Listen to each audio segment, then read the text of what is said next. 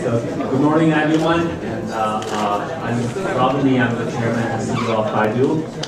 It's a real pleasure to be the monitor of this extraordinary panel. In the middle, we have Bill Gates, the co-chairman of Bill and Melinda Gates Foundation, former chairman and CEO of Microsoft. He's still the technology advisor of Microsoft, right? And on the left, we have Elon Musk. He is CEO and CTO of SpaceX, and CEO and Chief Technology Architect of Tesla, and Chairman of so welcome both Bill and Elon.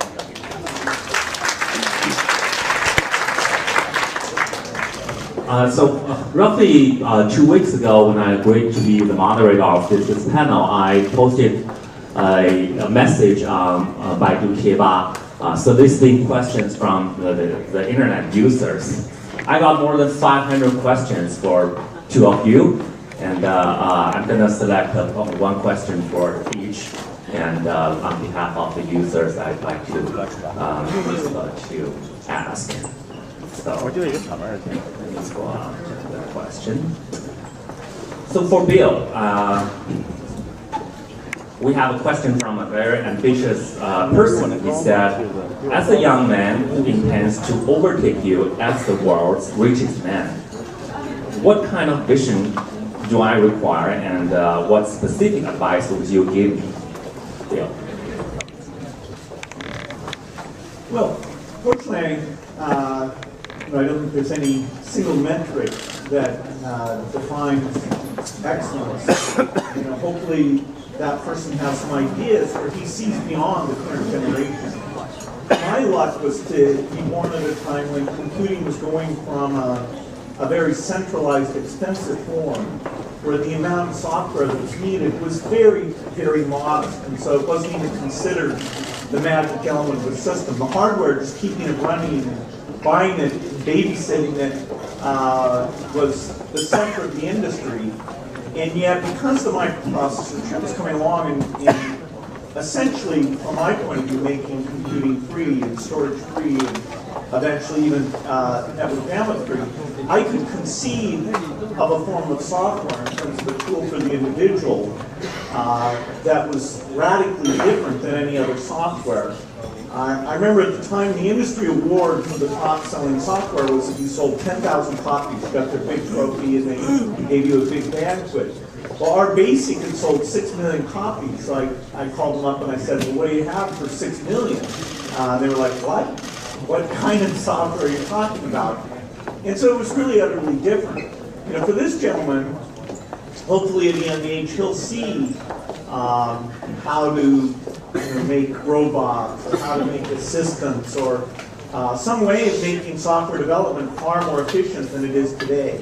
Even though so many things have changed, if you look at, say the code that defines a website, or the code you write for business applications, I have to say, if you'd asked me 40 years ago what that would look like, I would have predicted that it would be much easier to do business applications, much easier to write highly reliable code. So there's an opportunity for somebody, and it's not just in software. If they can invent a way of making energy cheap and CO2 free, see a twist of using technology to do that.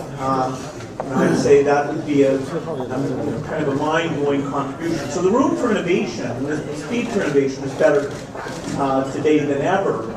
In my case, I didn't sit down and say, okay, I'm going to be better than IBM or something. I didn't have the same confidence that this person had. I knew I loved software. I wanted to mess around with it. And it led to, being able to create a company. But I didn't know, at any point in time, part of the reason I think I ran the company well is I thought, okay, maybe the company will be twice as big. Let me get ready for that. I never said, well, of course, it will be gigantic, because then you might skip all the hard work of scaling up that factor of 2, and I thought, okay, this is it. You know, I just have to build a management system for 5,000 people. If you said to me when I had 10 people and I was writing all the code, hey, you'll have 100,000 people, I would have laughed. I would have said, wow, how many bugs can you create with 100,000 people? I don't want 100,000 people. So, you know, I wish you good luck. So you're saying you don't really need to be this ambitious in order to be successful, right? Well, I don't think, we can ask Elon, I don't think any of us assumed that things would line up to create, you know, in his case, multiple successes that are pretty fantastic. I think if you had that, you knew that, you didn't think it was at risk, I'm not sure you would actually get there. What other characteristics would you look for a potential successful entrepreneur? Well, you know, people who end up being successful are often, not always, but pretty fanatical about the thing they're trying to do. I remember one industry panel where there were about 7 people, and the debate was, would the computer interface be this character mode thing, or would it be graphics user interface? And at the time, the graphics user interface stuff was so slow, it was laughable. And writing software was so bad, it was Windows 1.0. And so the people on the panel were saying, no, this is kind of a stupid thing. And I was saying, no, believe me, this will be great. And one of the guys on the panel said that hey, Bill is wrong, but Bill works harder than the rest of us, so even though it's the wrong solution, he's likely to succeed. And that was the best compliment I ever had, was that just by working day and night, I could send the industry in some funny direction. So, you know, I was fanatical in that period of time. That is, I didn't believe in vacation, I didn't believe in weekends. You know, so it turned out that worked for me, that we got our company going at a speed that allowed it to make mistakes faster than other people were, and kind of see those mistakes. And many software companies at the time thought of themselves as a single product company. And they were literally designed to be a single product company. And they thought that their sales were mostly going to be in the United States. We, from the beginning, planned to be a multi-product company. You know, BASIC, I don't know if people have ever heard of that, was our BASIC interpreter that ran on a bunch of computers, was our very first product. And of course, today, they're still around, but you know, people use JavaScript for a lot of the things that BASIC was used for that. So we had a conception of a very big company, and we knew what we were about with software. Hiring software people and writing lots and lots of software, not a specific piece of software. So that helped us a lot. We said we're going to have the world's most efficient software factory. Elon has to actually build buildings and buy equipment to make the gigafactory. We said, okay, we're going to have a gigafactory of software, but just with a bunch of guys with better symbolic debuggers and better simulators and compilers and things like that. Now we didn't get other companies were also doing that, but we were somewhat ahead in terms of being serious about high quality software development. All right. Question for Elon, also from our internet users. I'm so curious that I'm going to explode. How does Elon Musk have the energy and enthusiasm to accomplish so many great things? It's incredible. It's just too cool. Does he do things step by step, or does he have huge goals already set for projects that have just hatched? Sure. Well, I think first of all, I mean, I just go back to what Will said. You don't actually expect things to be big. In fact, I mean, in the beginning, I expected that I thought we would fail. That was the most likely outcome by far, actually. I thought maybe 10% chance of success for SpaceX. Something similar for Tesla. If you look at the track record of space startups and car startups, it's pretty bad. So it's not from the standpoint of like, wow, if you were to rank order and say, I'm gonna start a company, what's like the highest return on investment for the risk? Like right at the bottom of the list of the least desirable would be something in space and cars. It's a graveyard. So obviously I don't want to be complacent at this point, but we came very close to both Tesla, SpaceX, and Solar City all dying at the end of 2008. So Yeah, but in terms of how, it's really just that I thought there were these important problems that needed to get solved, and it didn't seem as though anyone was really solving them. With respect to Tesla and Solar City, it's about trying to accelerate the advancement of sustainable energy and sustainable energy production. For Solar City, sustainable energy consumption in the case of Tesla. When we started Tesla, electric cars were just thought of as the stupidest thing. They're really, in fact, starting a company was, a car company was thought of as stupid. Starting an electric car company was stupidity squared. We narrowly escaped that so many times. So it's not, there wasn't some grand plan. The expectation was there. That was the most likely. But the follow-up question would be, how can you manage so many things simultaneously? 3 companies. Well, I don't recommend this. I really, it's not good for quality of life. And I should emphasize that I run SpaceX and Tesla, but I don't run Solar City. I provide kind of strategic guidance. Fortunately, the team there does an amazing job, and it's like 1 day a month, that type of thing. Tesla and SpaceX are kind of like every day, every weekend, every holiday. Not just as CEO, you're also in charge of technology, product. Are you a very detail-oriented person? We have a really talented team there, so I just want to emphasize that sometimes I get, in fact, most of the time I get way too much credit or attention for what I do. I'm just like the visible element, but the reason most companies are successful is because we have extremely talented people at all levels that are making it happen. I really don't think it's a good idea. All right.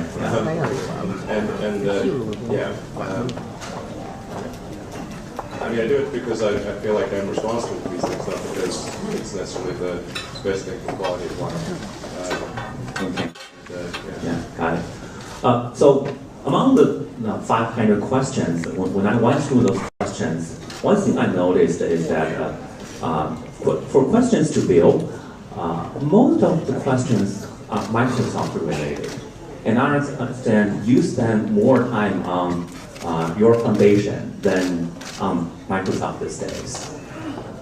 Do you really think you are making a bigger contribution to humanity your foundation through your foundation than you did through Microsoft? In other words, let's say 100 years from now, would you rather be remembered as the founder of Microsoft or as a great philanthropist?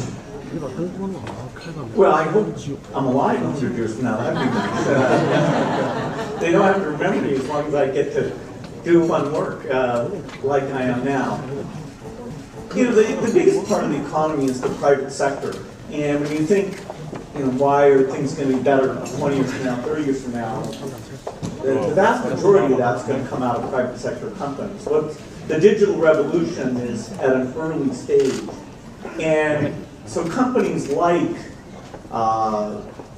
Baidu, Google, Apple, Microsoft, they're making a huge contribution. The tools that they create that get used in so many domains, just take education as one domain that over time, we haven't seen it yet, but over time that should make ability to connect up to what somebody's learning and what their goals and aspirations are. So this is incredible stuff. And anybody who had a chance to be part of that, particularly to build a good-sized company, made a huge contribution.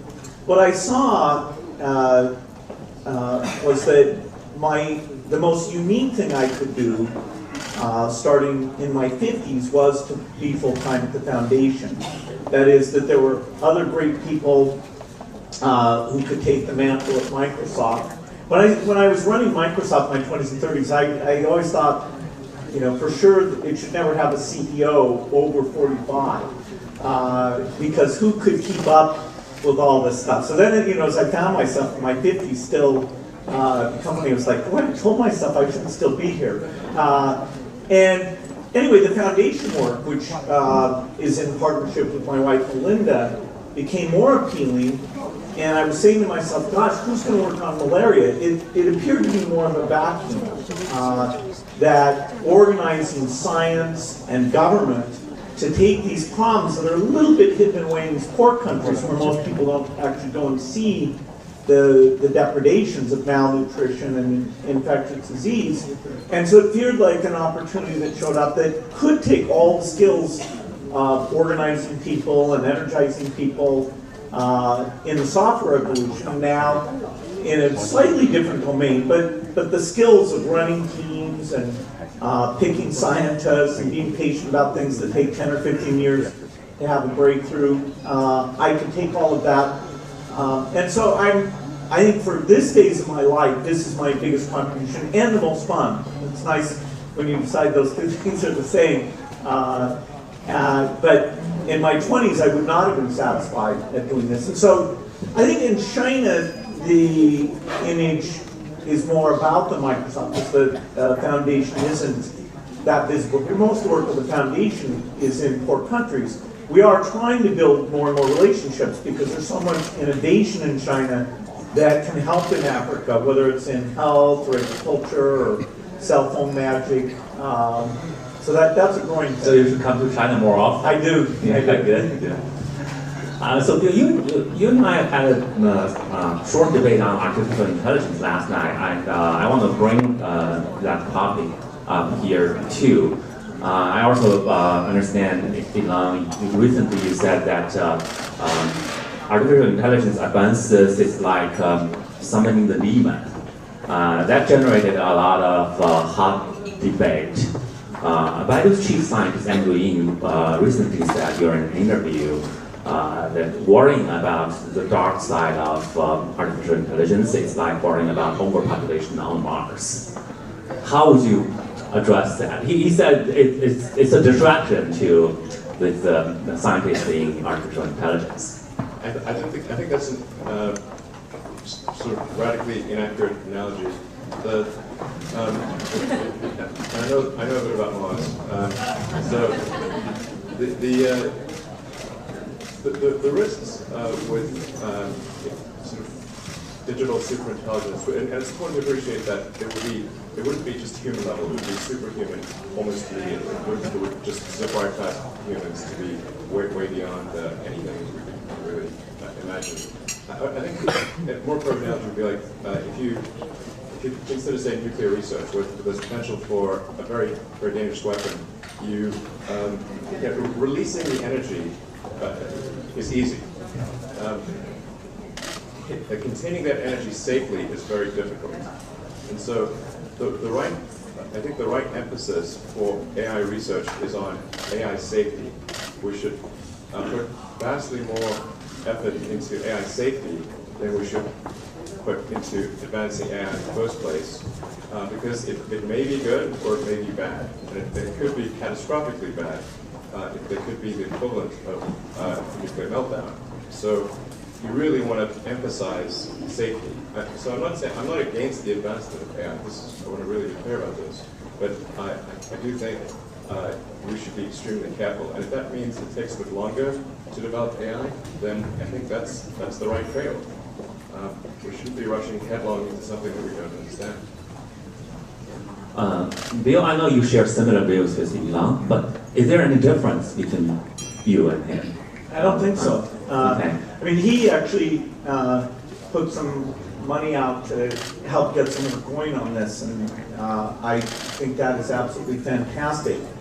You know, for people in the audience who want to read about this, I highly recommend this Bostrom book called Superintelligence. But the basic point that Elon just made, that we have a general purpose learning algorithm that evolution has endowed us with, and it's running in an extremely slow computer. Very limited memory size, ability to send data to other computers. We have to use this funny mouth thing here. But it's also whenever we build a new one that starts over, it doesn't know how to walk. It's a really long root process. So believe me, as soon as this algorithm of taking experience and turning it into knowledge, which is so amazing, and of course we have not done in software, as soon as you do that, it's not clear you'll even know when you're just at the human level. You'll be at this superhuman level almost as soon as that algorithm is implanted in silicon. And actually as time goes by, that silicon piece is even ready to be implanted. The amount of knowledge, as soon as it has that learning algorithm, it just goes out on the internet and reads all the magazines and books and things like that. We have essentially been building the content base for the superintelligence. You think you're using the internet, that's actually what you're doing. So, I try not to get too exercised about this, but when people say it's not a problem, that really, then I can start to get really in a point of disagreement. How can they not see what a huge challenge this is? We all understand this will have huge impacts in the society in the future, and many companies, including Microsoft and Baidu, we all invest heavily in artificial intelligence. During these days, I'm reading a book by Walter Isaacson, The Innovators. There are lots of detailed stories about how innovations came out. I guess his point is that innovation comes from usually from collective efforts from many talented people. But what I also took away is that the U.S. government, especially the military, played a very important role in the advancement of technology. For example, Project Apollo. That generated a very large and steady demand for microchip, which resulted in the flourishing of Silicon Valley companies like Intel. And internet was a direct output of ARPANET. So the U.S. government played a very important role in this kind of technology advancements. Earlier this month, I was at the CPPCC meeting in China. I made a public speech advocating a project called China Brain. It's basically a artificial intelligence infrastructure put out by the Chinese government. We're hoping to build the largest AI infrastructure so that companies, entrepreneurs, universities can do research based on this platform. For the two of you, do you have any advice on this project? Well, basically, it's fantastic that China's stepping up to fund more basic research, whether it's in medicine or computer science. That's going to help strengthen its universities. It's going to speed up innovation. President Xi talks a lot about the importance of innovation. So China has a lot to contribute. You have to be careful how you structure the government's relationship to innovation. For example, in Japan, they picked some very specific goals and approaches, the so-called fifth generation project. And it was the wrong way to go. In fact, in the 1980s, the US was feeling like, okay, Japan's better than us, they know how to make things better than us, they know how to plan a government AI project better than us, they know how to do HD television better than us. And actually that was a very good period in the US because people were kind of humble. And they looked at our sort of scattered system of many universities and no central plan. But in fact, the work in the 1980s was the very best work that was laying the foundation for so many advances, including the PC, the internet. It was being done by a very distributed system that funded a bunch where, put aside the Manhattan Project, because that was special and it actually worked. The way they did their computer science stuff was backing dozens and dozens of different approaches and having contests like the DARPA driving challenge. Now they're having this pretty cool DARPA robot challenge. So I would highly recommend not doing what Japan did and looking at why the US model, decade in and out, has been the best. Elon? I very much agree with what Will said.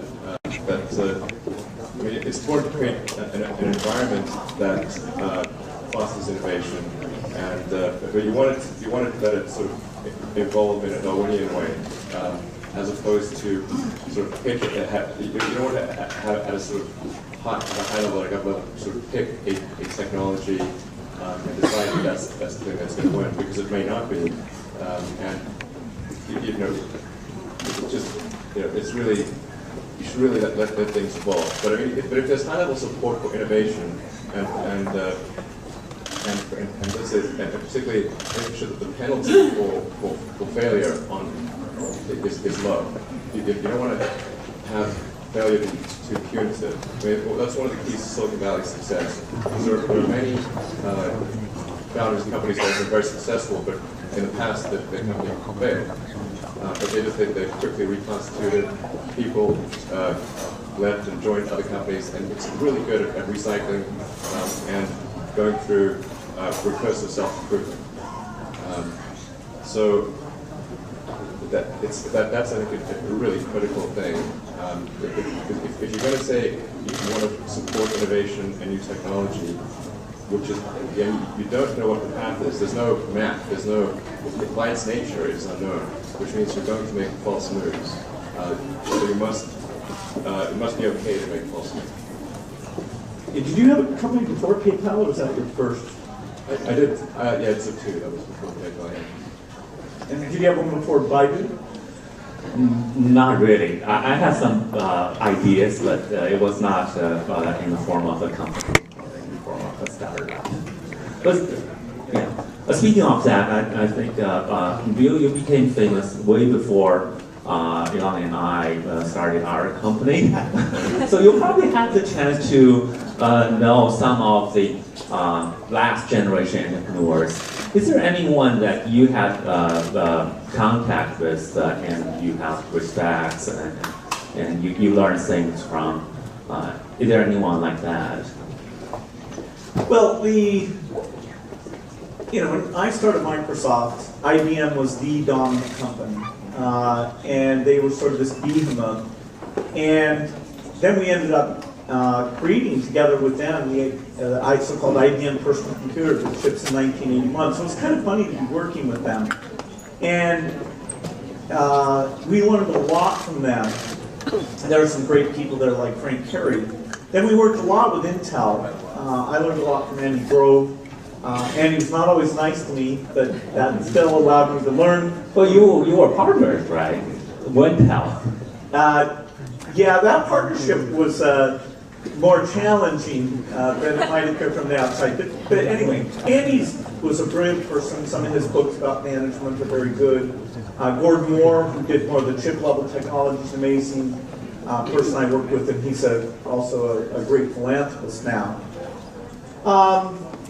Steve Jobs was an incredible person, and part of the reason he was so incredible is he was so good at engineering great products, even though he didn't know much about engineering. His ability to pick people and define what the product should be without really understanding the rules of software or chip actually made his talent all the more amazing. And the way he built groups and the way he pulled things together.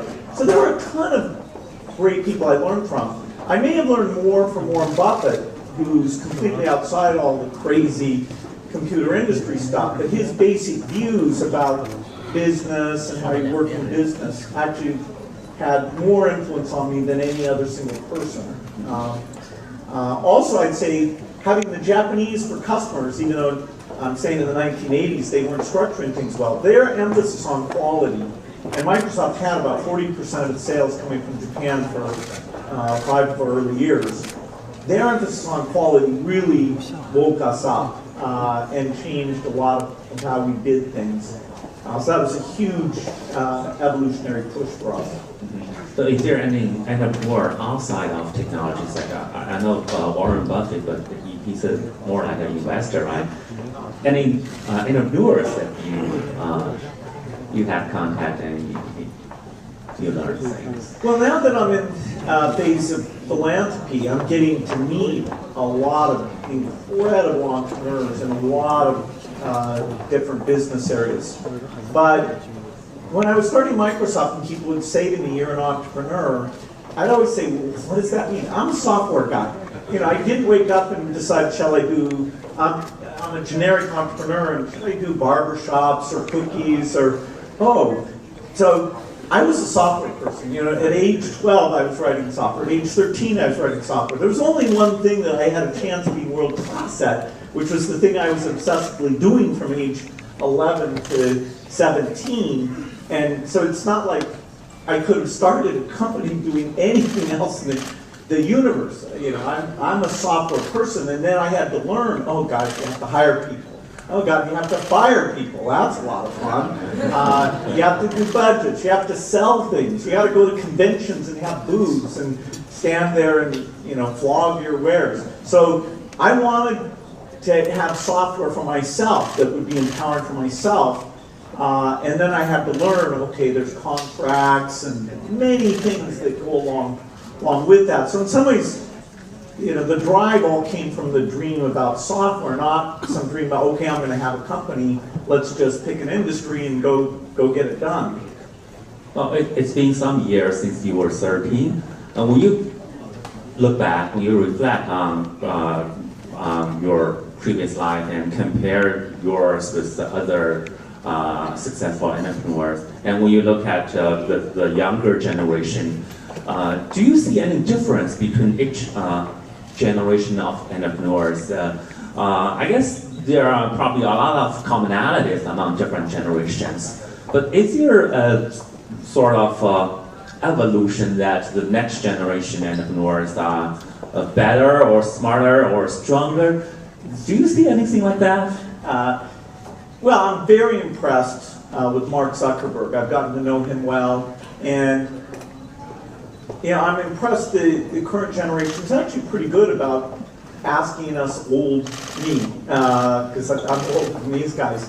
You know, what mistakes did you make? How should things work?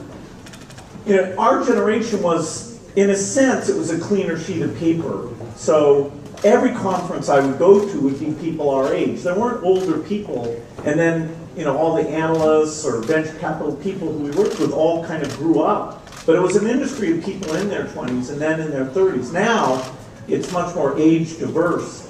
You know, Mark's, what, 32 or something, and he's not anywhere near the youngest guy. He's the youngest guy with a mega success type company.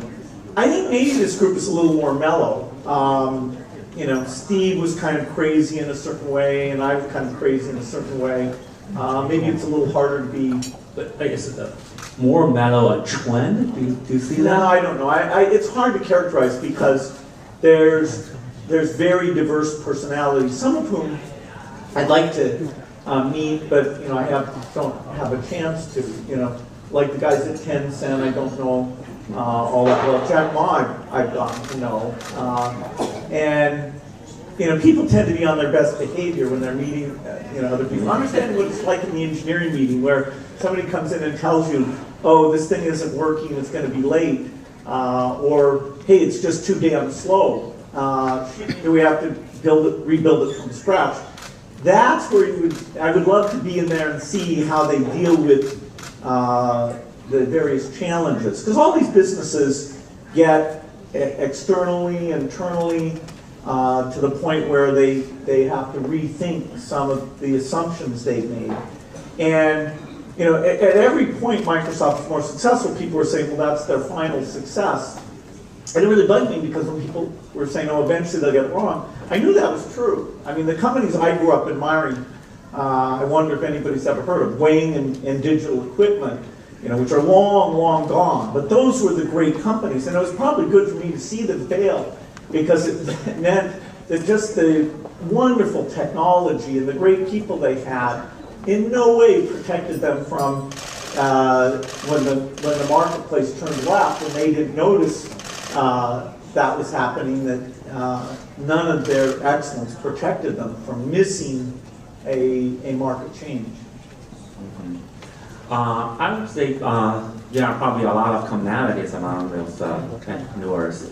I also read something about you. you were quite rebellious when you were at college. You only choose to audit those classes you didn't register for. And you non-stop working for like 36 hours in class for 10 hours. And when you wake up, you just keep on working. Do you think that's the kind of thing successful entrepreneur need to have? Well, as I said, I think Steve and I were in our own different ways, not the same ways. I didn't take as much acid as he did. We were kind of crazy, and I don't think that's a necessary part. You know, people debate, you know, could Steve have still been great and been nicer to people? And my answer is yes. You know, he was great. I'm not taking anything away from that. But you know, in my case, I think, okay, there were periods I was very tough on people, partly because I was very tough on myself, and you have to learn how to project that into your management style, which is kind of a natural thing. The harder thing was that I'd been you know, in my school, I was known as the guy who was good at math. And so then I went to Harvard. I was in this class with 80 people, all of whom's personal positioning were they were the best person they'd ever met at math. And so 79 of us were a fraud. Eventually I came in second in the class, and the guy who came in first is a very successful lawyer in New York City.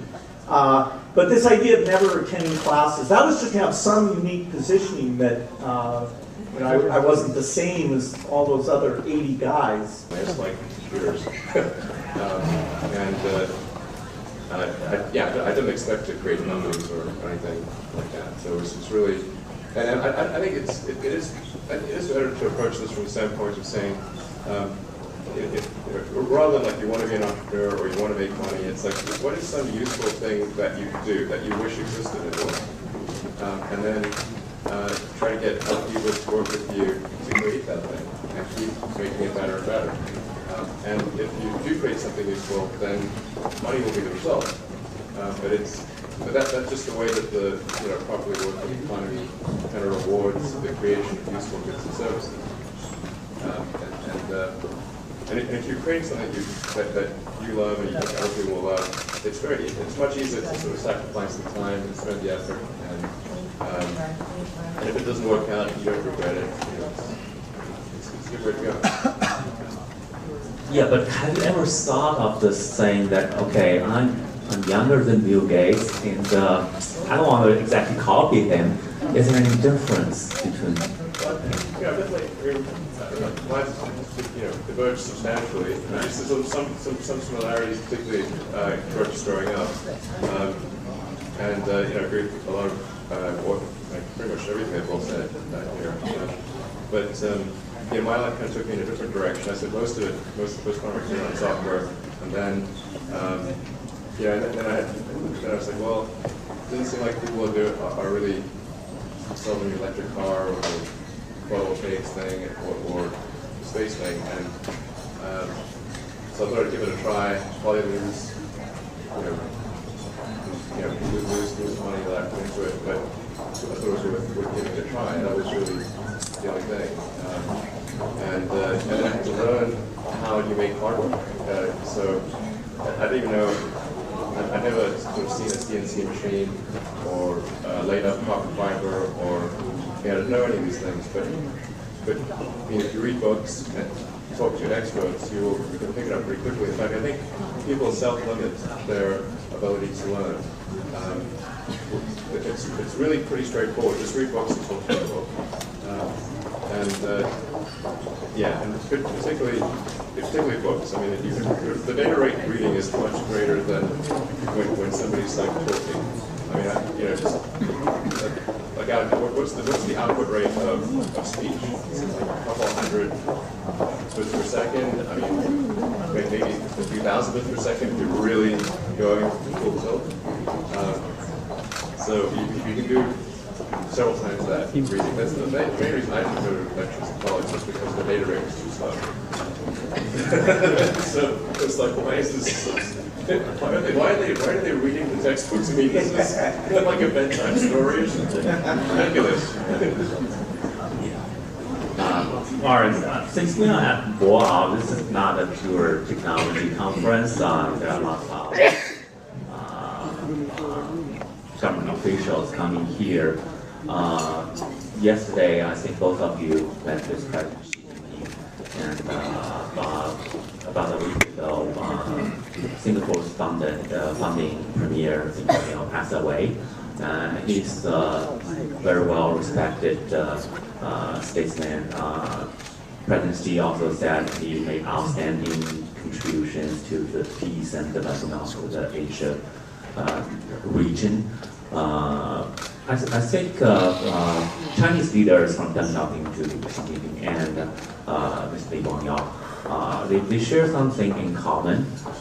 They believe in this kind of technocratic approach, running a country or government using an engineering type of methodology. This is very different from the U.S. I think U.S. are pretty much ruled by lawyers. What are the pros and cons in your eyes between these two different systems? Well, I mean, being an engineer, I obviously tend to favor the engineering approach. I think in the U.S. we probably have too many lawyers, there shouldn't be lawyers, but I think we probably have more than we should have. I mean, generally, I think it's good if the political leadership of the country is technically proficient. So I'm sort of pro a sort of technocratic approach. Yeah, I think I wish there were more people in the American Congress that were proficient in science. You met a lot of Chinese government officials, different generation of leaders. They probably have more to say about this. Well, I was very lucky that I got to spend, have a number of dinners with Lee Kuan Yew. And he was not only just thoughtful, just the very idea that he would take parts of the Western system and say, oh, this part is good, this part may not apply everywhere, this part he disagreed with. It was kind of bold because, of course, the Western system was succeeding. Basically all the rich countries in the world had followed the Western system. And so the idea that he thought he would do it slightly differently was a huge contribution.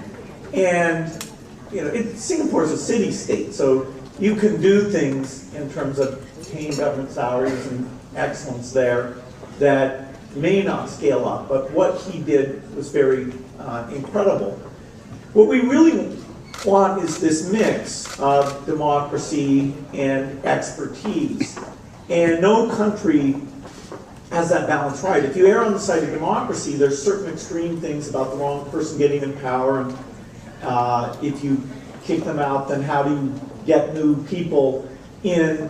So the democracy side, it has some huge advantages that have helped the U.S. Quite a bit. It is a little scary now when we have complex problems like how do you run a healthcare system efficiently? Why is the U.S. paying so much? And there really isn't at this time any elected representative. You can have a good discussion about the dynamics of that system and why it's different than other countries and how we might change that. So government has to deal with very complex issues.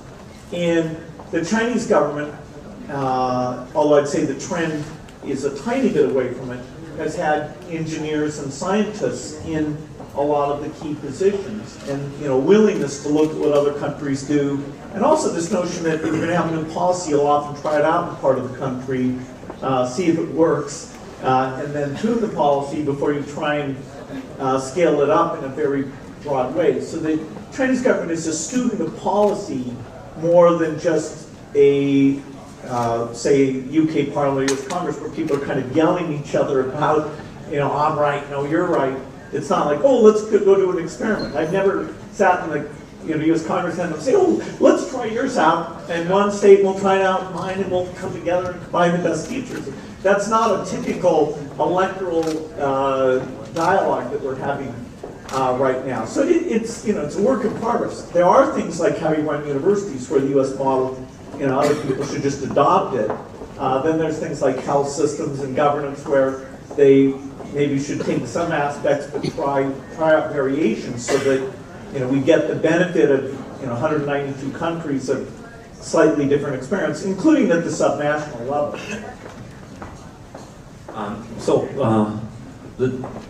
We have a very strong government. They have very strong execution capabilities when it comes to infrastructure, high-speed rail or highways.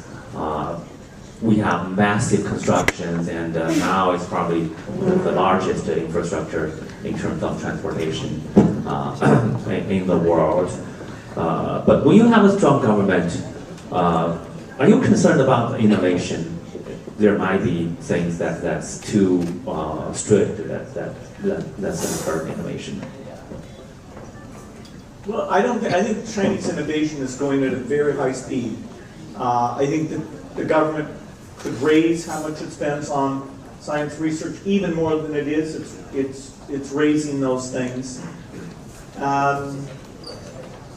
There have been areas like in the media where you have to say why the Chinese market, although this is starting to change, has been behind in terms of media companies and things.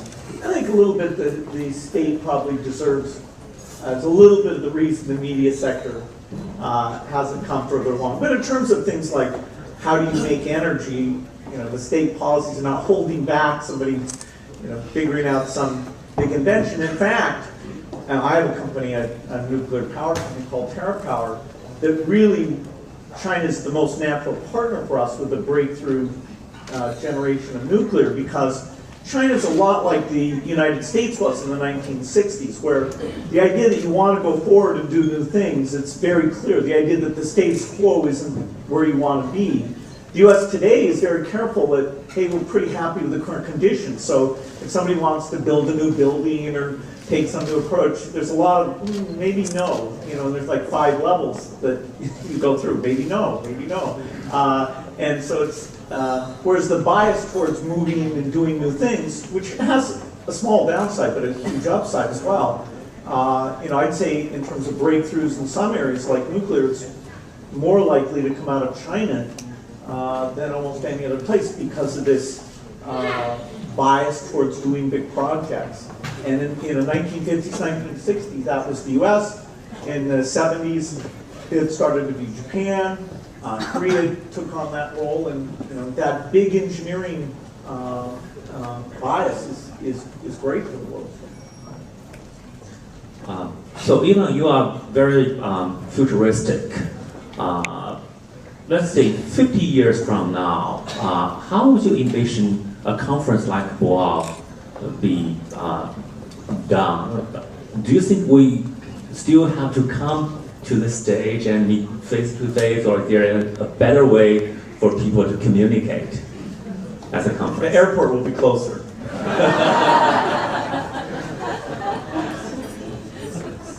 I think people will still want to do conferences if only for sentimental value. It just feels better to be in proximity to people.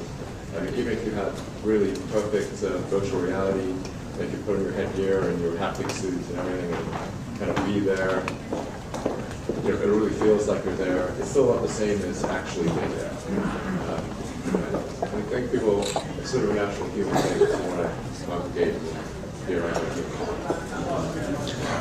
Speaking of transportation, there are lots of buzz about the self-driving cars. How long do you think it's going to take for self-driving cars to become mainstream in U.S., in China, and other parts of the world? Sure. First of all, let me preface this by just saying that with something where there's an enormous industrial base like cars, anything that happens en masse is going to take time. So there's about 2 billion cars and trucks on the road. Global capacity is production capacity is about 100 million cars and trucks a year. So let's say tomorrow we had self-driving cars that work perfectly. It would still take a long time to switch out the massive industrial base. It would take 20 years if there were the same number of cars and trucks. There's probably some smaller number of cars and trucks when things were autonomous, but it's still will still take a while. So I think, but to answer the question, say where do I think the first production self-driving car will exist that people can buy? it's probably, well, in terms of the technology working, I think we're not more than 5 years away from having cars that are way safer than humans. Yeah, but for mainstream adoption, there needs to be laws and government support. Sure. That's why I said from a technology standpoint. Right. So, from the point at which you have the technology working, then you have to convince the regulators that it's truly safe. So you'd be effectively running a large fleet of cars in shadow mode, where there's still human driving, and you evaluate what the narrow AI on the car was doing compared to the human actions, and then you'd be able to statistically prove that the narrow AI on the car would have been safer than the person. And it's going to take at least 2 or 3 years. So from the point at which it actually works, I would expect that there'd be some delay in the regulatory approval of at least 2 or 3 years. Yeah, I might point out to that is that it won't be monolithic. That is, companies like Microsoft keep coming in all the time saying, we're going to do the most advanced city in the world. Well, now it's clear, if you want to design a city that assumes that drones are allowed to deliver things and come up with ways of sort of onboard client-side collision avoidance, and you want to assume you need no parking garages because these self-driving cars are around, we should have a few dozen jurisdictions in the world that decide to get out there in front, get the benefits and the challenges of that, just so we get hundreds of millions of hours of this software seeing the ball come into the street and all that thing. Some pioneers there's some downside with it. But so that's why it's good we don't have one government. Even in China, they should pick some places and have super liberal rules. So I think we're a few years away from having, say, a dozen jurisdictions say, let's just go for it and design this in. And then in a decade, we'll see the benefits as well as a few of the problems. So besides the government, is there any other factors or type of people who need to be prepared about this, driverless cars? What kind of preparation for people like us need to have? Well, the benefits are mainly when you design a city from scratch, assuming that you get this thing. We don't have that kind of luxury in most cases. That's right. In mega cities, and how can we smoothly transition to that kind of society? You can have a regulatory environment where things like Uber are allowed to come in. Uber's a form of a driverless car. It's just using sort of on-demand human labor to efficiently provide that service. And as you think about Uber for everything, the way we use capital equipment, and it's pretty exciting that the very market mechanism of when resources should be used in a different way was very inefficient until we had this digital template. And now we're seeing that the matching of I want to use an asset, I have an asset, has been amped up. That matching function is way less friction now than ever before. So it's changing a whole ton of things about capital goods and labor usage. So, Elon, do you see Uber as a partner or competitor? Or what's going to happen when nobody needs to drive the car? I think that, neither a partner or a competitor. I mean, we're just making cars.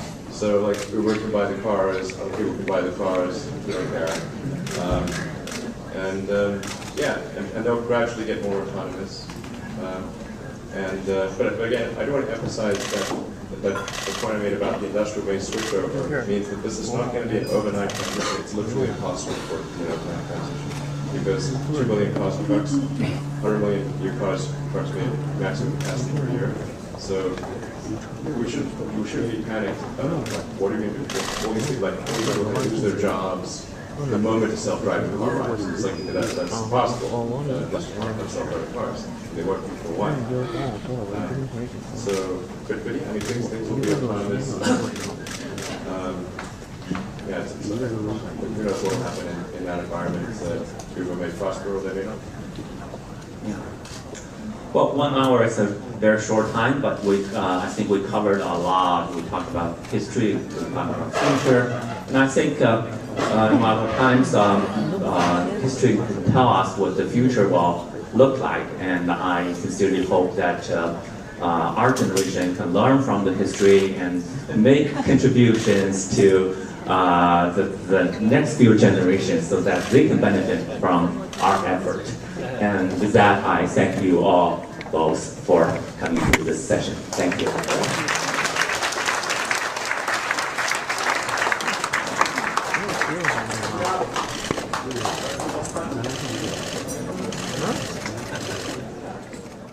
Born at a time when computing was going from a very centralized, expensive form, where the amount of software that was needed was very, very modest, and so it wasn't even considered the magic element of the system. The hardware, just keeping it running, buying it, babysitting it, was the center of the industry. And yet, because the microprocessor chip was coming along and essentially, from my point of view, making computing free and storage free and eventually even network bandwidth free, I could conceive of a form of software in terms of a tool for the individual that was radically different than any other software. I remember at the time the industry award for the top selling software was if you sold 10,000 copies, you got their big trophy and they gave you a big banquet. Well, our BASIC had sold 6 million copies, so I called them up and I said, well, what do you have for 6 million? They were like, what? What kind of software are you talking about? And so it was really utterly different. You know, for this gentleman, hopefully at a young age, he'll see how to make robots, or how to make assistants, or some way of making software development far more efficient than it is today.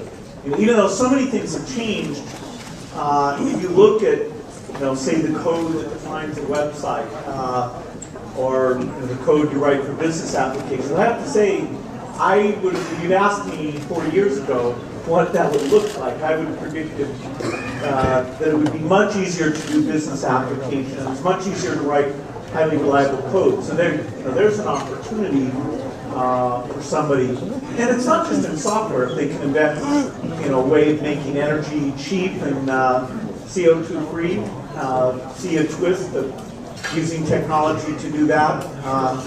I'd say that would be a kind of a mind-blowing contribution. So the room for innovation, the speed for innovation is better today than ever. In my case, I didn't sit down and say, okay, I'm going to be better than IBM or something. I didn't have the same confidence that this person had. I knew I loved software. I wanted to mess around with it.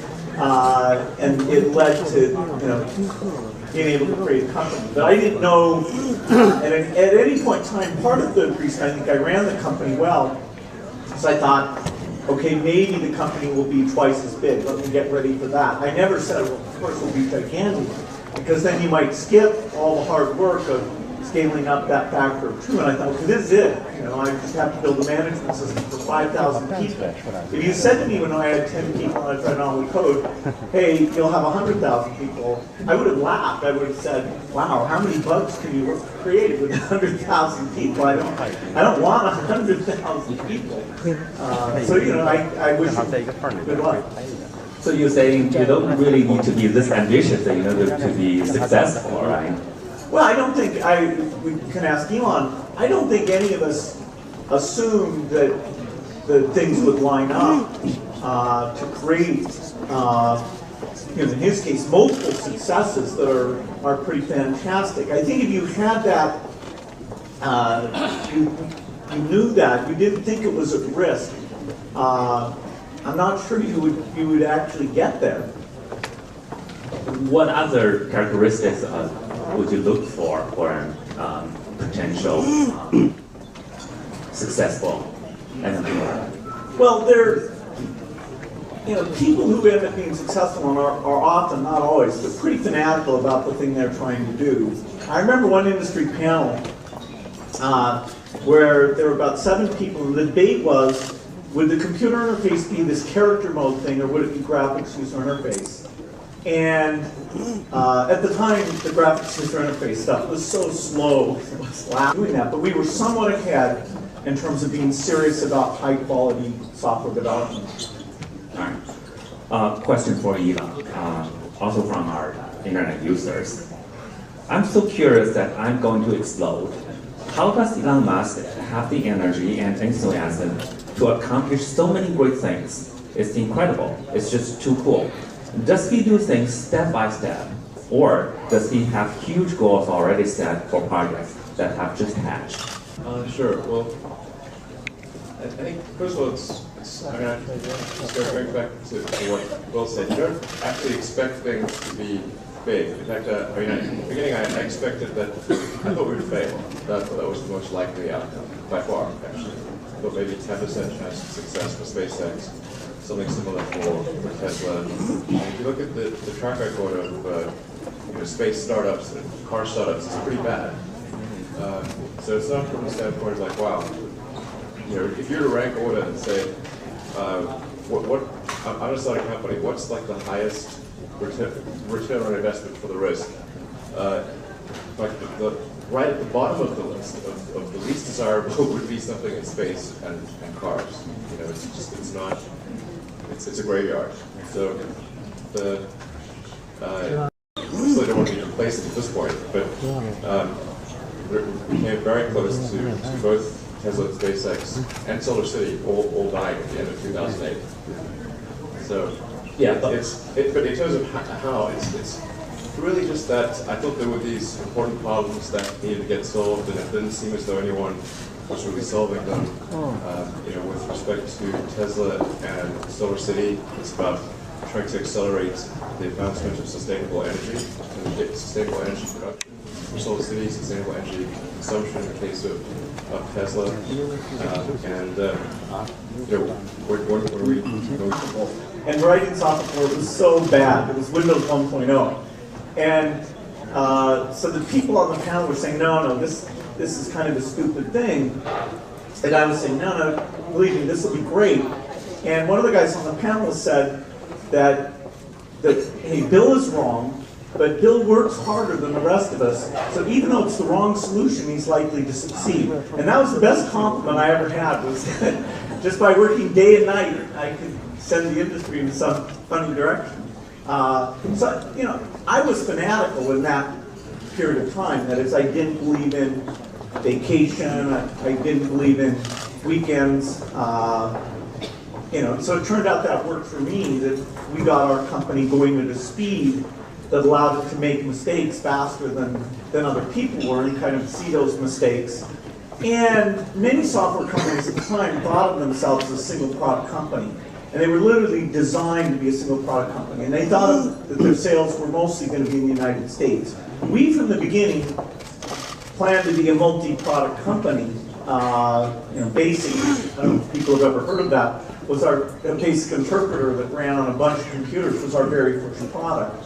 And of course, today, they're still around, but people use JavaScript for a lot of the things that BASIC was used for that. So we had a conception of a very big company, and we knew what we were about was software.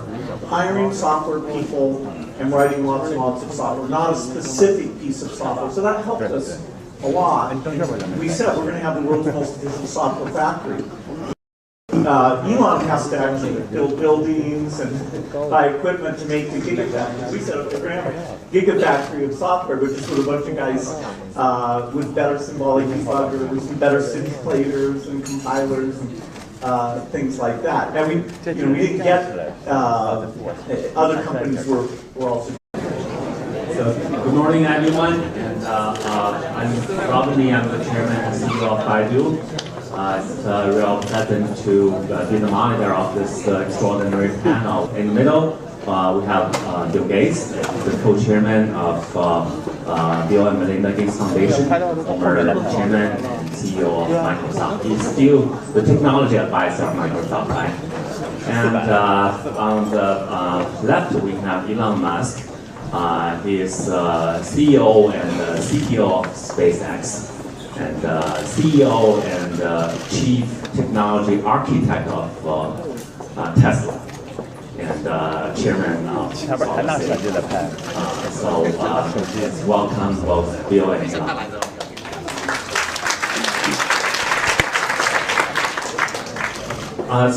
Roughly 2 weeks ago, when I agreed to be the moderator of this panel, I posted a message on Baidu Tieba soliciting questions from the internet users. I got more than 500 questions for 2 of you, and I'm going to select one question for each. And on behalf of the users, I'd like to ask. So, let me go on to the question. So for Bill,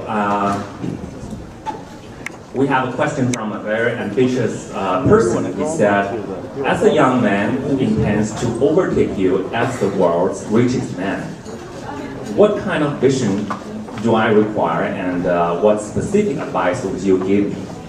Bill. Well, fortunately, I don't think there's any single metric that defines excellence. Hopefully that person has some ideas, or he sees beyond the current generation. My luck was to